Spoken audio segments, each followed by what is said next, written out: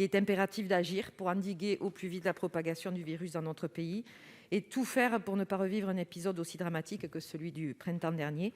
Il faut agir rapidement et avec force. Et c'est dans ces circonstances que la prorogation de l'état d'urgence sanitaire paraît indispensable, tout comme il paraît nécessaire d'habiliter le Gouvernement à procéder par voie d'ordonnance durant cette période, mais toujours avec le sens de l'urgence et de l'intérêt général.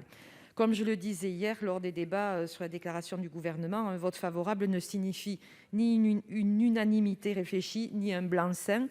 Et en cela, mes collègues du groupe RDSE et moi-même nous réjouissons du travail qui a pu être effectué en vue de la réduction du nombre des habilitations faites au Gouvernement.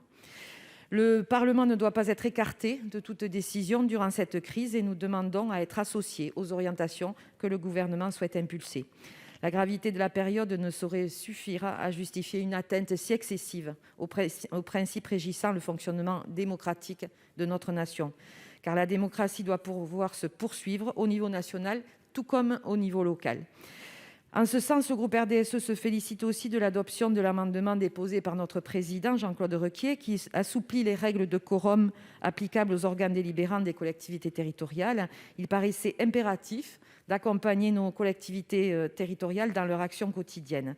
Nous pensons aussi à nos compatriotes d'outre-mer qui subissent cette crise dans des conditions particulières. Il faudra donc veiller à ce qu'ils reçoivent notre soutien tout au long de cet épisode, comme nous avons souhaité le faire en particulier pour nos concitoyens de Saint-Pierre-et-Miquelon. Nous nous félicitons aussi de l'amendement adopté hier sur les adaptations facilitées pour les commerces de proximité, qui témoigne que le Sénat est toujours au chevet de ces territoires.